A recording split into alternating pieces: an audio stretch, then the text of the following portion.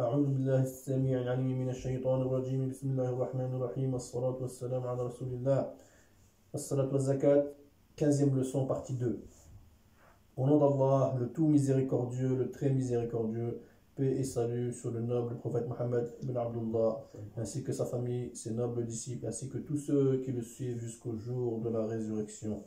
Nous demandons à Allah subhanahu wa ta'ala la protection contre Satan le lapidé. Allah ta'ala nous dit dans la sourate Al-Balad, la cité, au verset 5. Pense-t-il que personne ne pourra rien contre lui?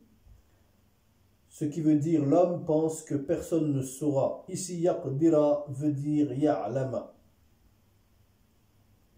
La personne pense que personne ne va savoir ce qu'il est en train de faire, ou bien que personne ne peut le défier. Puis il dira, Allah Ta'ala dira, au verset 6, il dit, j'ai gaspillé beaucoup de biens. Ah, je suis anéanti, mon argent a été la cause de mon anéantissement. J'ai pris l'argent pour combattre les musulmans, pour combattre les croyants, pour combattre le prophète sallallahu alayhi wa sallam. L'argent a été la cause de mon égarement et de mon anéantissement. Donc, au moment où je prenais l'argent pour combattre les musulmans, au moment où je prenais l'argent pour payer des mercenaires et combattre mes frères, au moment où je prenais l'argent pour acheter les armes contre les musulmans, l'argent a été la cause de mon égarement. Il dira cela au jour de la résurrection. Pense-t-il que nul ne l'a vu? Voilà ce qu'il croyait, que personne ne le verrait, jusqu'à ce que Allah Ta'ala dit. Alam naj'al lahu 'aynayn. Nous lui avons pas assigné deux yeux? Ne lui avons-nous pas assigné deux yeux? Wa lisanan wa shafatayn. Et une langue et deux lèvres. Ne l'avons-nous pas guidé aux deux voies? Or, il ne s'engage pas dans la voie difficile. Et qui te dira ce qu'est la voie difficile? C'est délier un joug, c'est-à-dire affranchir un esclave. Ou nourrir en un jour de famine un orphelin proche parent, ou un pauvre dans le dénuement.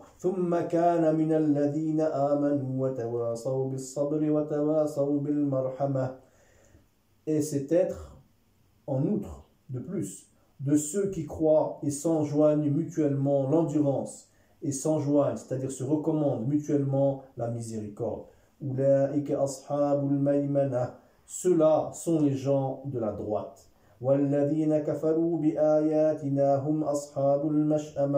Alors que ceux qui ne croient pas en nos versets sont les gens de la gauche. Le feu se refermera sur eux. Chers frères et sœurs en islam, nous avons vu les versets de Surat Al-Balad. Aujourd'hui, nous avons des constructions. Nous mettons nos frères et sœurs dans ces habitations. Il faut une miséricorde. Si un frère ou une sœur a une difficulté pour payer le loyer, pour payer son loyer, ou a eu un problème, un retard de loyer, toi, tu l'as mis dehors, tu l'as expulsé avec sa femme et ses enfants. Mais si cette famille a été mise dehors une fois, deux fois, trois fois, personne ne veut lui louer car il a peur. Et tout cela à cause de ceux qui les ont expulsés, qui ont débuté, à cause de toi qui as commencé à l'expulser. Allah Ta'ala nous dit, Yatiman dha maqrabah, un orphelin proche parent.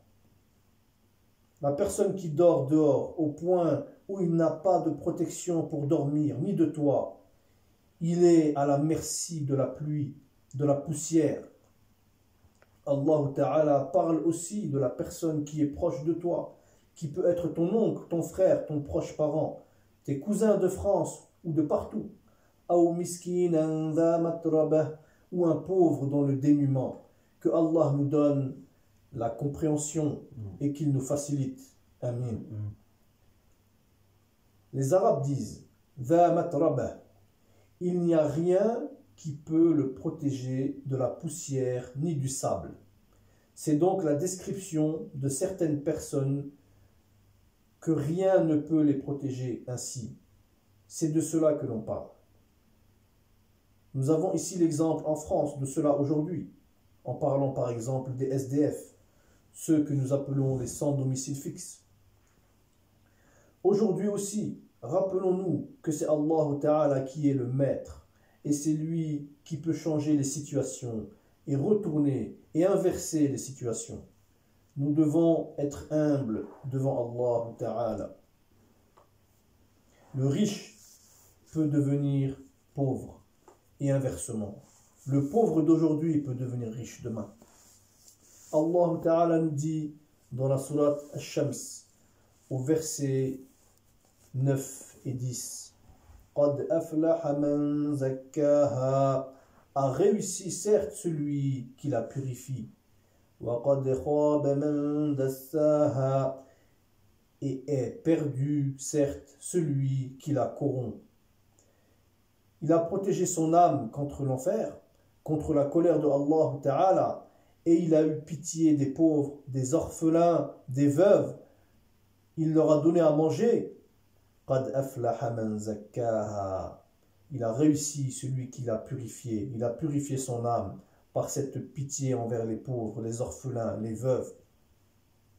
Par contre, à l'inverse, wa qad khaba man dassaha, et est perdu, certes, celui qui l'a corrompu, celui qui a refusé d'aider ses frères et sœurs, celui qui a refusé de donner pour la construction de la mosquée, celui-là, il a trébuché du chemin de Allah Ta'ala. Dassaha veut dire comme tu as pris la personne, tu as pris la peau de banane, tu l'as tapée et tu l'as trimballée avec tes pieds. Dassaha veut dire aussi, c'est comme la personne a lavé son habit propre de tout, blanc, une blancheur extrême, tout propre, et il prend son habit et il va le mettre dans la poussière, dans la boue noire. C'est cela, dassaha. Wa qad khaba man dassaha, et est perdu certes celui qui l'a corrompu. Quand on dit khasra, cela veut dire il a perdu. Dassaha veut dire perdu, trébuché. Allah Ta'ala nous dit dans la sourate suivante, Al-Layl, la nuit, versets 5 à 10. فَأَمَّا مَنْ أَعْطَى وَاتَّقَى, celui qui donne et craint Allah, وَصَدَّقَ بِالْحُسْنَى, et déclare véridique la plus belle récompense. فَسَنُيَسِّرُهُ لِلْيُسْرَى, nous lui faciliterons la voie au plus grand bonheur. وَأَمَّا مَنْ بَخِلَ وَاسْتَغْنَى, et quant à celui qui est avare, se dispense, c'est-à-dire de l'adoration d'Allah, وَكَذَّبَ بِالْحُسْنَى, et traite de mensonge la plus belle récompense. فَسَنُيَسِّرُهُ لِلْعُسْرَى, nous lui faciliterons la voie à la plus grande difficulté. وَمَا يُغْنِي عَنْهُ مَالُهُ إِذَا تَرَدَّى, et à rien ne lui serviront ses richesses quand il sera jeté au feu. إِنَّ عَلَيْنَا لَلْهُدَى, c'est à nous certes de guider. وَإِنَّ لَنَا لَلْآخِرَةَ وَالْأُولَى, à nous appartient certes la vie dernière et la vie présente. فَأَنذَرْتُكُمْ نَارًا تَلَظَّى, je vous ai donc averti d'un feu qui flambe. لَا يَصْلَاهَا إِلَّا الْأَشْقَى, où ne brûlera que le damné. الَّذِي كَذَّبَ وَتَوَلَّى, qui dément et tourne le dos. وَسَيُجَنَّبُهَا الْأَتْقَى, alors qu'en sera écarté le pieux, الذي يؤتي ماله يتزكى, qui donne ses biens pour se purifier. وما لأحد عنده من نعمة تجزى, et auprès de qui personne ne profite d'un bienfait intéressé. إلا ابتغاء وجه ربه الأعلى, mais seulement pour la recherche de la face de son Seigneur le Très-Haut. وَلَسَوْفَ يَرْضَى, et certes il sera bientôt satisfait. Ici Allah subhanahu wa ta'ala nous dit que celui à qui Allah a donné de l'argent, mais aussi a donné aux miskines, aux orphelins, aux veuves, etc. Donc Allah ta'ala dit فَسَنُيَسِّرُهُ لِلْيُسْرَى, nous lui faciliterons la voie au plus grand bonheur. Ce qu'il va entreprendre, Allah subhanahu wa ta'ala va tout lui faciliter. Les enfants, le mariage, le travail, etc. Allah subhanahu wa ta'ala, qui est le maître de toutes choses, va lui faciliter et l'aider dans sa vie. Mais au contraire, celui qui a fait autrement, c'est-à-dire وَأَمَّا مَنْ بَخِلَ, et quant à celui qui est avare, il n'a pas donné à ses oncles, tantes, amis, frères, sœurs, etc. Quand on dit fils sabilillah, construire pour la mosquée, il est avare. Donc lui, tout lui sera rendu difficile. Car Allah subhanahu wa ta'ala a dit فَسَنُيَسِّرُهُ لِلْعُسْرَى, nous lui faciliterons la voie à la plus grande difficulté. Il a de l'argent, mais il a des problèmes. Il a de l'argent, mais il est stressé. Il a de l'argent, mais il est angoissé. Il a de l'argent, mais il est malade. Donc Allah Ta'ala dit qu'il va lui rendre la vie difficile. Il est triste. Tu le vois, qu'on l'envie, car il a de l'argent. Il peut être bien habillé, mais en réalité, il est triste en lui-même. Il est angoissé. Lui-même sait dans quel problème il est. Ne nous détrompons pas, chers frères et sœurs en islam. Les Français disent « l'argent est bon serviteur et mauvais conseiller ». Quand tu vois ceux qui ont l'argent, tu verras qu'ils ne sont pas tranquilles dans leur vie. Tu vois que ceux qui ont de l'argent, ils s'éloignent de la famille. Ils vont s'établir loin. Si tu vas les voir, tu trouveras leurs gardiens, t'empêcher de rentrer chez eux. Ceux-là s'éloignent des frères et sœurs car ils accumulent leur argent et s'ils ne donnent pas l'argent à ses proches, ils pensent que son argent sera énorme par l'accumulation. Il garde tout cela pour lui, pour sa femme et ses enfants. Tu verras qu'ils ne donnent jamais à leurs frères. De plus, tu verras qu'il mangera l'héritage d'un proche. Il croit qu'en jouant à l'avarice, il va s'enrichir. Or, Allah subhanahu wa ta'ala dit qu'il va lui rendre la vie difficile. Il a l'argent, mais ne dort pas bien, est malade, stressé ou bien angoissé. Quand il a des soucis, par contre, là, il cherche un imam, un oustaz. Mais quand son problème est résolu, il oublie le kalamro, l'imam ou bien le oustaz. Tu ne le vois pas à la mosquée pour éviter de donner de l'argent. On le voit rarement à la mosquée, si ce n'est peut-être le vendredi ou bien les jours de fête.